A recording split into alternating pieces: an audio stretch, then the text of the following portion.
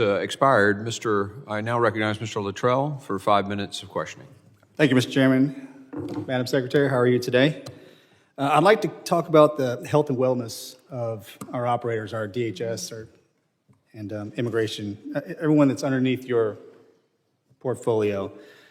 I think the one thing that's often lost is that, you have military veterans in the room with you, and our role and responsibility was to put on a uniform in our body armor, and we deployed globally to fight terrorism.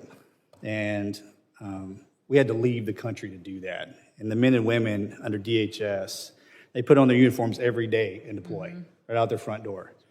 And that's challenging. That is a unforgivable, kind of space.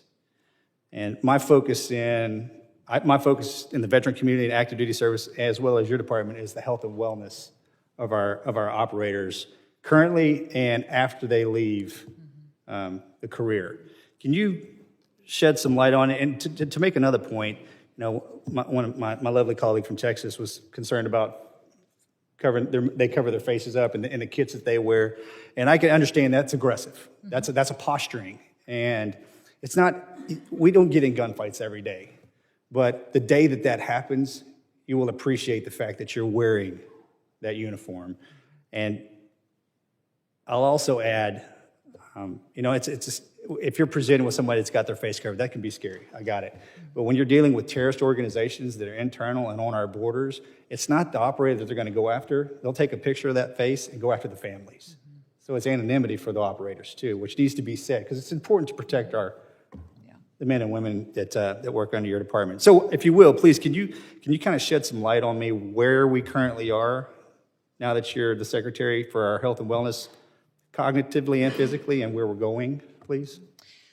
Well, it is a concern for me, especially since we've seen an escalation in violence against our law enforcement officers, and specifically those even within the Department of Homeland Security. The aggression that they face every single day as a part of their job duties is something that we have to make sure that we recognize and that we have the tools to help them and their family be successful. So going forward and making sure that we're providing health care, but also mental health care is a priority of the department and this administration, recognizing that the previous administration let a lot of dangerous individuals, terrorists, and gang members and known cartel members into this country.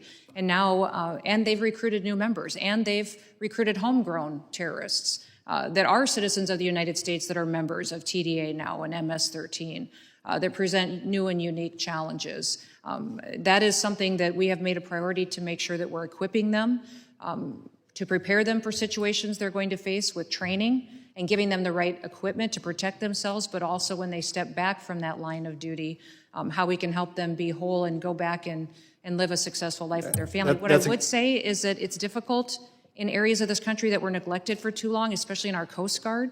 They're often very remote and isolated. They don't have access to specialty care, to mental health care, and it's my commitment to all of our departments and components in the Coast Guard that I get them that kind of care where they're located, because sometimes where they're stationed is not an area where that is available to them readily. Yes, ma'am. And my office, and myself included, look forward to working with you and your team on this. I'd hate for that to be lost in translation as hard as Coast Guard, Coast Guard, Secret Service, our agents, as hard as they work, it's not, and I can't say I disagree, but it's just something that's happening. We don't do baseline assessments on these operators, which we should absolutely do. We should track the health and wellness from start to finish. And then when we hand them off back to their families, hey, we have the in comfort knowing that they're going to be fine once they move on to the next chapter of their life. So I look forward to further conversations with you and your team. Thank you very much, Mr. Chairman. I yield back.